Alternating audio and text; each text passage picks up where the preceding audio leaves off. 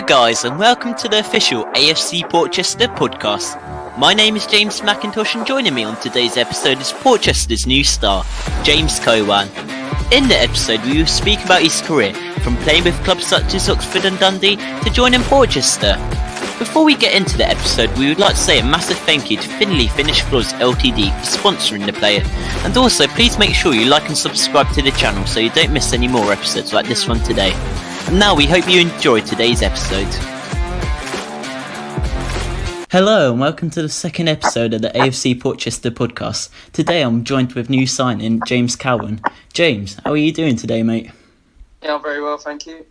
Well, you were actually with Portchester at a young age. I think you were 15 when you were with Portchester, around that age. But was this your first club then? Or? It wasn't my first club. I was playing. It was like my first experience in men's football. I was 15 and I was playing for the reserve side over there. And then when I turned 16, I started being on the bench and that for the first team. So obviously it was good to do that at such a young age. Obviously I was still at school at the time. And Graham Rich was manager back then. Everything's changed really since then. Well, I think they were still Wessex League side at the time, but that's still a massive achievement to get in at such a young age. So what was it like, training with the first team at such a young age? Was it like hard on your physical side, or did this like kind of prep you ready for Dundee? I'd mate, it was different, obviously, because I was still a school kid, so I just like being in a changing room full of men. At first was probably quite daunting, and but I just sort of I got along with everyone, and luckily there was a good group of lads there at the time, and they really looked after me on and off the pitch. So if anything, like if anyone put in a hard tackle on me during the game, I knew that one of them was going to get them back, sort of thing. So it was good to be around like men's football at such a young age, and it probably really helped my development in the long run. And then after Portchester, you actually joined Dundee, one of the top Scottish sides. And how did you get round to joining them? Was it a trial? Did you get scouted or something like that? So, Graham Rich was the manager at the time. And he was manager of a few clubs, Pompey, Hearts. He might have been he played for Arsenal, played for England as well. So he was well connected. And he sent me on trial at Swansea first of all, and things didn't quite work out there, and then he sent me out to Dundee, and the manager up there was his captain when he was manager of Hearts, so went out there, big trial, on trains for the first 2 days, come in on a Wednesday and they offered me a deal, so it was all quite quick, and obviously at a young age I was quite far away from home, but it was sort of what I wanted to do when I was a kid, so it was a no-brainer really to go up there and give it a go. So did you have to kind of like live with a foster family up there in Dundee, or did your whole family move with you? No, I was by myself, so I went up, I was living with a few lads. One was like 21, the other one was about 20, like mid-20s sort of thing, so yeah, we was all living together. It was a bit of a wake-up call really, because I left school on a Friday, had my last exam, and missed out on all like your traditional proms and Leavers Day and whatnot. Went straight into football on the Sunday, so I had the Saturday off, no school football, and then went straight into it. And I was just by myself with them two lads, so obviously having to learn to cook, clean, look after yourself really, so it was good life experience, I would say. Well, I was just about to get on to that, like you with school and football. How did you find like doing school while doing football as well? Was football your main priority, or did your parents try and get you to do schoolwork as well? So try and balance in a way. Yeah, well, I was lucky that I was naturally quite clever as a kid, so I was always gonna do okay. I'll probably, I'll safely say I didn't revise for anything for my GCSEs. I didn't look at. I wanted to get fit so I could make the best impression that I could when I first went out there. So I just done loads of running and trained as much as I can, played as much as I can, and then obviously when the time came, I went out there and I was fit enough to compete. So I didn't really focus on school too much, if I'm perfectly honest, but looking back, it was the right decision. Who knows? And then joining Dundee, how did you and your family react to this? Like, was this the real first step in you becoming pro? Yeah, it was a big moment for all of us. Something that I'd always hoped would happen, and most young boys dream of becoming a professional at some point. And I was lucky enough to experience it, although it was only for a short while. But it was it was good for me, obviously. And then you mentioned you already played a bit of men's football with Portchester. So did this kind of prep you ready for Dundee? Like, I know some people find it quite hard getting used to the academy football at Dundee and massive football clubs. So did you kind of find it hard to get into, like, academy football, like, with the training and just all of that? Yeah, I'd say it did the training full time. I was with the under-20s, so he had an under-20 squad and a first team squad, and I was with the under-20s when I first went out there. And the training every day, it does take a toll on your body, sort of thing. So you wake up, you're always stiff. You never feeling 100%. So I just had to learn how to look after myself, like, through these moments. And but I wouldn't say, like, playing the games, or technically I felt out of place. I was the youngest in the squad, but I felt like I held my own every time I played. To be honest, I didn't think the standard of the under-20s league was amazing. Obviously, the jump to the first team it's a lot more high-paid. Everything's crisper, everything's sharper. But I'd say, like, in the grand scheme of things, the under-20s football, it weren't the best. But it was a good learning curve, obviously, playing against people like 3 or 4 years your age. And then I actually read an article about, I think it was you with playing matches, though. You weren't actually originally allowed to play matches straight away due to some, like, regulation due to the borders or something. So can you tell me a bit about that? Yeah, so Scottish FA and English FA got different rules. You got this thing called international clearance, which you have to get if you played in another country. Where I was 16 and signed a professional contract straight away, in England you do a YTS, and in Scotland you do straight into a professional contract. So there was a problem with that, and my international clearance was taking ages to come through. So I never actually played a competitive game for Dundee. It was all friendly. Yeah. So did this kind of have an impact kind of in, like, your career, really? Like, not getting this game time and then not really getting used to it, while others were getting a bit of a head start over you? Yeah, I'd say mentally it was tough. It was tough because I knew a lot of the boys in the first team, like, thought I was a good player. The manager rated me. Things were going well at the start up there, but the longer you don't get to play, the more and more, like, lonely you feel, because you're watching the boys go out to games. A lot of them are travelling, and you're not travelling, so you just sat at home by yourself. So I would say it was tough, like, mentally.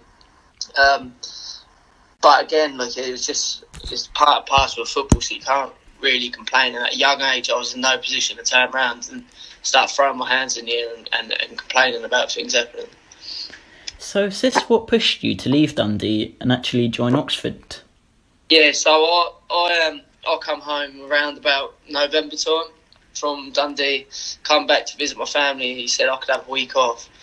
So I packed my bags for the week, and I never ended up going back up there. I rang him up when I was down here, and I was like, look, if this is going to keep taking ages to come, like, I'm no good to you. You're paying me to just sort of sit around and be on, like, just train. So, yeah, I come back home, and luckily at the time, a boy called Kane Hemmings, who was a striker for the first team, he went to Oxford, and I was, like, in contact with him because he's English, and we were both English up in Scotland together.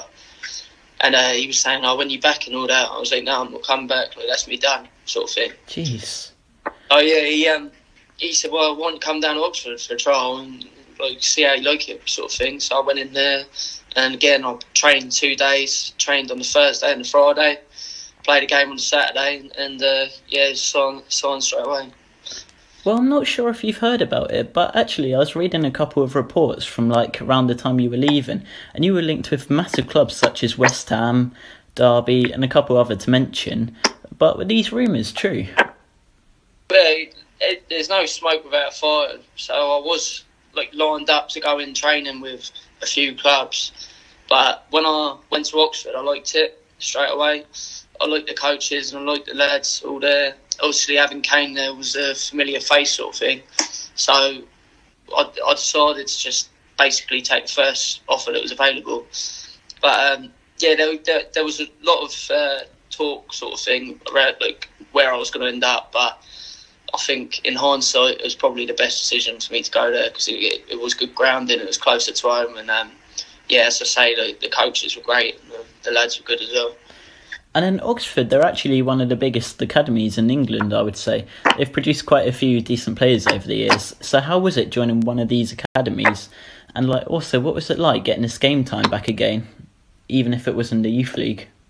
Yeah, it was good. Like, obviously, I've gone so long without playing competitive games and without playing for any games that matter. So when I got the chance to get back into it, it took me probably, I'd say, 2 or 3 games to get that sharpness back. And then when there's nothing like competitive football, you can play all the friendlies you want, but you'll never get as sharp as you will when the points really sort of matter. And then did you also kind of feel like you had a bit of a competitive advantage almost over these players? Because like I said, you've played this non-league football a bit with Portchester, and so did this kind of help you with your physicalness, like your strength and just everything really? I would say when I was out there, when I was at Oxford, I was probably a little bit more clued up to even just the real world than some of the other lads, because they come through academies from the age of 5 or 6 all the way through to their 18, and they're never really prepared for men's football. Yeah, I had a few loan spells when I was at Oxford as well, towards in my 3rd year. So after that, I ended up at Northley, who I think have just been promoted this year, but I don't know what League 2 is, a Step 3 club.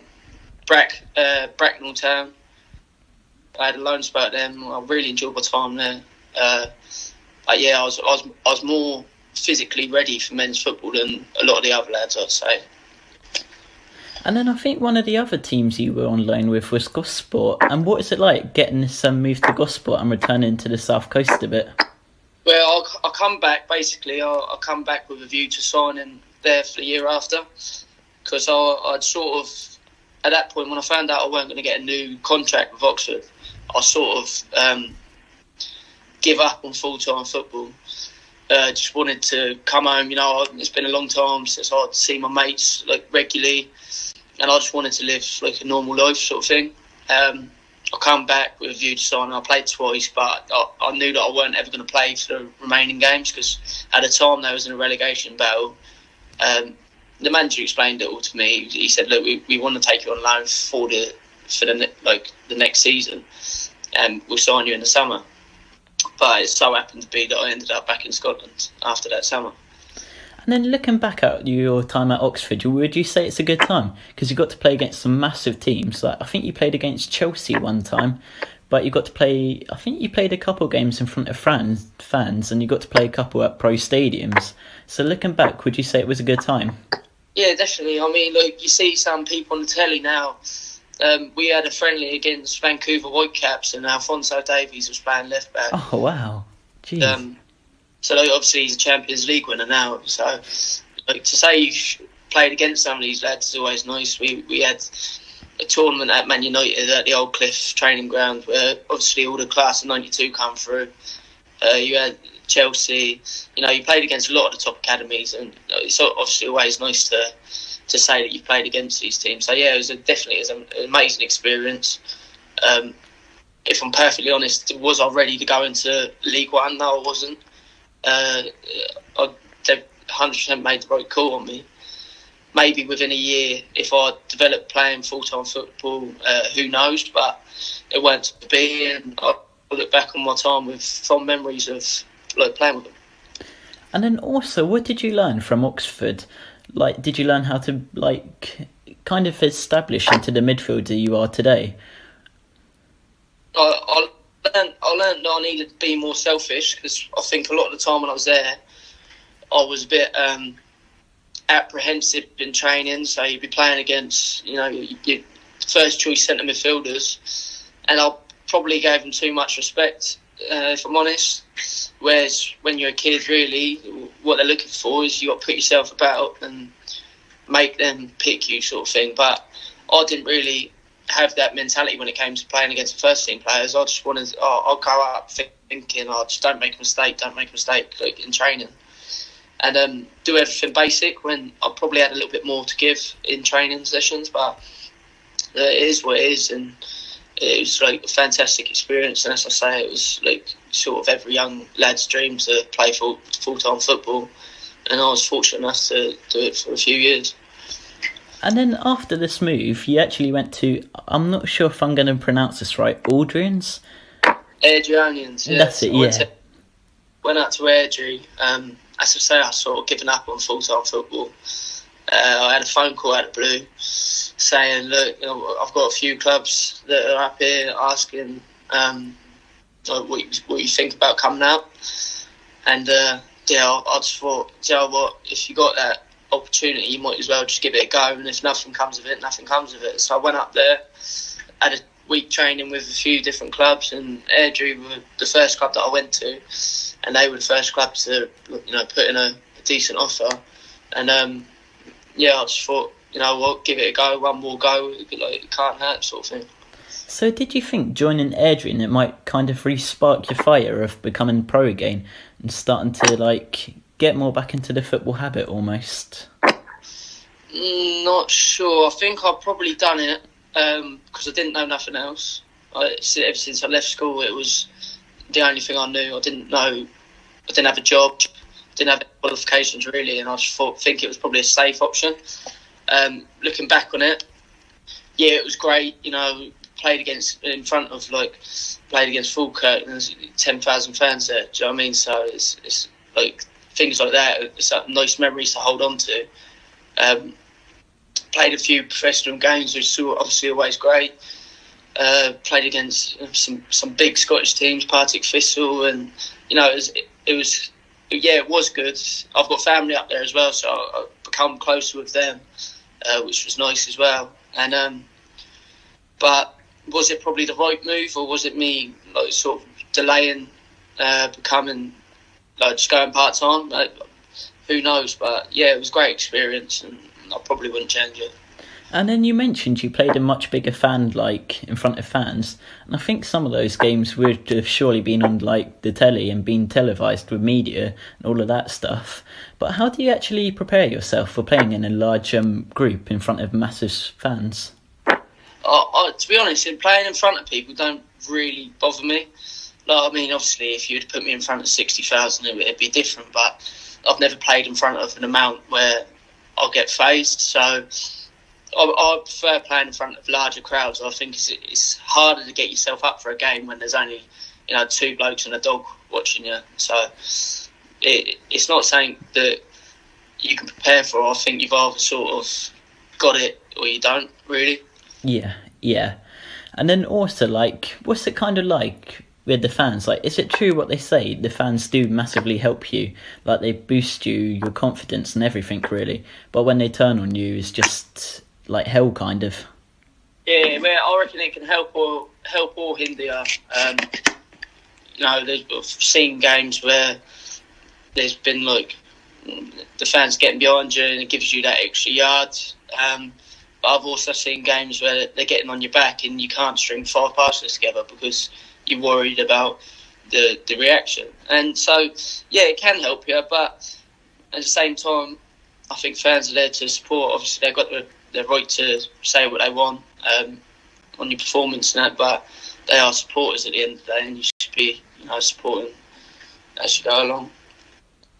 And then I think towards your later stages at Altrincham, you started getting less and less game time. And did this kind of have an impact on your mental health, or did you just already know you were gonna stop getting this game time? Yeah, not really. The manager, I was playing, everything was going well, and then the manager just sort of went, "Look, we're gonna go with a 2 in the middle," and I was playing in a 3, and I was the one who bit the bullet for it. And to be honest, at that point, I'd already like resolve myself and coming home. I weren't enjoying it anymore, and you know, it is what it is. And then I'm not sure if it was during your time at Altrincham, or if it was a bit after, but COVID hit the country, it stopped all football and everything. So how did this have an impact on you? And did you keep your training up, your physicalness, and just how did this impact you in your career with football? Well, I'd just come back from Airdrie. I've been back maybe 2 months. I think I left at the end of January. Come back, and as I was driving home, a few of my mates played non-league, and one of my mates was playing over Selsey, and so I rang one of them, but there was about 4 or 5 of them over there that, you know, good mates of mine. So I rang one of them and I said, look, do you reckon he'll mind if I come training tonight? And he was like, no, I don't, obviously that'd be good. I went there, played 3 or 4 games, just sort of to just have fun with your mates, playing football. And then COVID hit, no football at all, and that was just before I started Bethans. Jeez.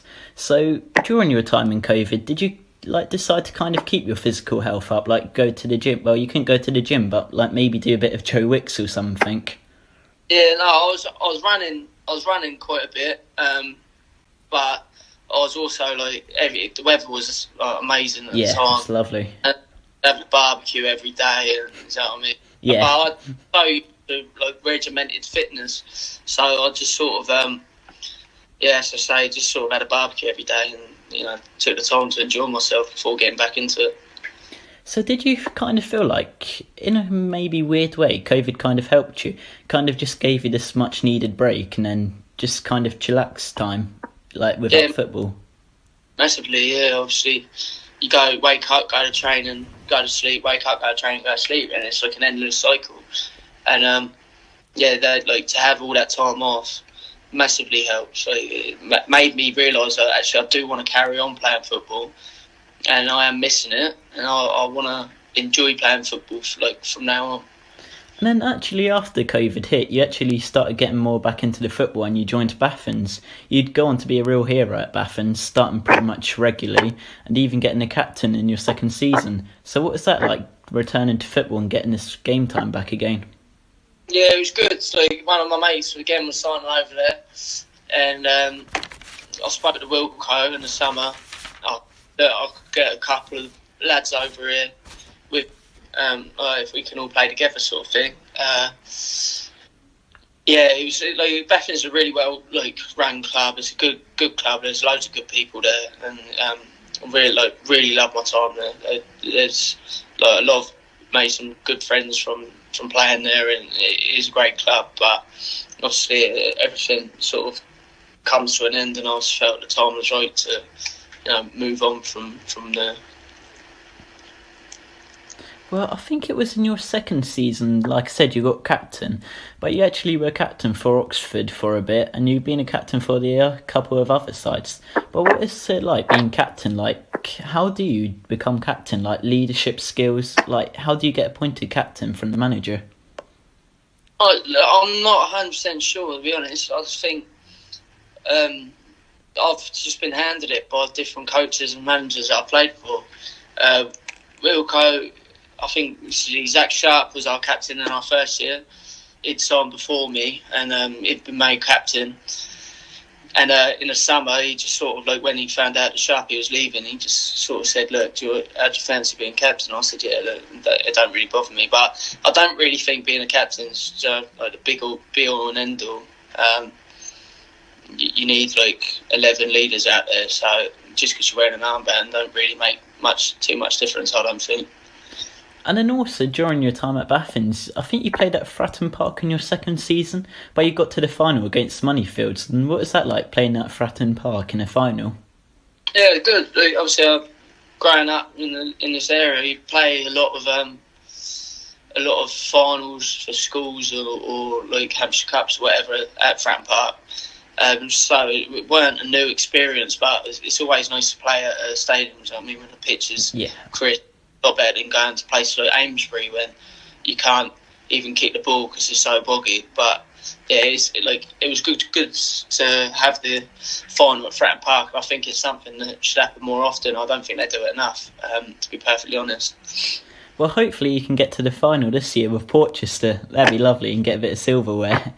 But yeah, so I think, was it last season, or it might be in this season, you got Fans Player of the Season, I think. And what was that like, getting this recognition a bit? Yeah, it's always nice to be recognised for your hard work throughout the season. Obviously it makes you feel good, it gives you a little smile and that, but bottom line, probably last season we underachieved, so it was a bit of like a bittersweet in the end, because we started off so well and then just sort of fell away towards the end. And then I think you also played a bit of football for Meal Milton, and can you tell me a bit about that? Yeah, I played for Meal Milton when I was a child, growing up as a kid. That's where most of my friendship group now is from. We had such a close group of boys there, and we was good side. We won the Hampshire Cup sort of took maybe 2 or 3 years on the chart.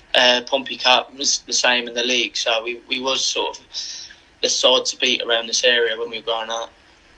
So have you played with them quite recently? I think I saw it on the Portsmouth News. You played with them a couple months ago in May? Yeah, so the pub that we all drink in, we decided to get together and start a team playing on Sundays, which I know that a lot of managers don't seem to like, and rightly so, but I just love playing football, and if you could do it with your mates and that, while I'm young enough, do you know what I mean? Yeah. So is this going to be something like you kind of continue doing throughout your career, like maybe just doing a bit of football with them? Yeah, no, I don't know. I think I might have to go into the coaching side this year. Yeah. Support them, but no, as I say, it's mainly about all getting together and having a laugh, and then going out the pub and having a laugh. So it's more a social thing. Well, maybe try and do a bit of FIFA career mode or something to try and help with your manager's side of football. But can you tell me a bit about how you came to Portchester and how that came around? Yeah, I've known Gav for a while now. I sort of had an inkling that they was gonna try and sign me for the season. Met with Gav after the season finished. After I spoke to a few clubs, when Wilco was leaving, I sort of knew that everything was going to change over at Baffin, so I decided that it's probably best for me to find something new. And I spoke to Gav once, and my mind was pretty made up. Do you know what I mean? So are you looking forward to playing with Portchester? I know we've made quite a few signings, like Pittman, and quite a few high-profile signings. So are you looking forward to getting underway with the new season? Yeah, massively. Great bunch of lads over there. Everyone does generally get on so well. So, we had to laugh and that, but when it's time to be serious, everyone's serious. And good bunch of boys. And yeah, Matt, obviously playing with people like Pittman, like Ashton Lee, obviously he's one of my mates, and it's nice to be over at a club where you're competing for places. So what can you actually bring to the team? So what traits would you say that Portchester need that you can bring? I think I'll bring a bit of composure in midfield, a good ball player, get up and down, hopefully chip in with a few goals here and there, and yeah, just all round hard work really. And what is going to be your ambition for this year, your personal and for the team? I think the ambition is quite clear. Have a good Vars run, see how far we can get there, and win the league. I think that's got to be the benchmark, and we've got to sort of really go for the title, and see where we end up at the end of the year. Well, I think with the FA Vars, you actually get to play at Wembley in the final or semis or something like that. So would you like to do that, kind of play at Wembley, and this would just kind of tick off maybe a bucket list thing or something? Yeah, of course. I think everyone wants to play at Wembley. Every young kid dreams of it, do you know what I mean? So if you can actually get there and do it, obviously we've got a few lads in our squad that have been there and done it already, played it there at various different levels, so they sort of know what it takes to get there. So hopefully we have the draw's kind to us, and we have a good little run, and never know where you might be. And obviously you're still only a young player, so what do you think you can maybe do in the future? Like, do you think maybe you could even make it pro and get to like Portsmouth or something like that one day? I'm not too. To be honest, I don't think. I think the pro game's probably past. I'd like to see what level I can end up at. I do feel like I can definitely go up a few leagues, but at the moment with work and lifestyle, it's probably not right for me at the moment. So that's why Portchester seems the best fit, definitely. I'd like to, win a few leagues as well, or leagues and cups, because most players go throughout their career and don't really win an awful lot. So no matter what level it is, if you're winning trophies, it's an achievement. And then, obviously, I was talking with, I can't remember who it was. I was talking with a non-league manager a couple of days ago. He had a very similar story to you. So do you think maybe, like, with being a captain, like in the past, do you think you can maybe go into manager one day, or managerial, like coaching or something like that one day? Yeah, I think it is something that I definitely want to get into. Once I've finished football, I definitely want to get into the managerial side, and because there's always going to be like a void on your Saturdays and whatnot when you're not playing. Well, James, thanks for doing this interview today. It's been really good learning about you, and I'm sure all the fans will be looking forward to watching you play in the upcoming season. But do you have any last words before we end? No, just obviously looking forward to the season starting, and it's exciting for everyone at the club, having Brett Pittman and a few other big names, so hopefully we can get together and have a good season. Well, I'm looking forward to meeting you properly, James, when the new season comes around, and I'll try and meet you in a pre-season or something like that. So it's good to have you on, and I'll see you soon. Cheers, mate.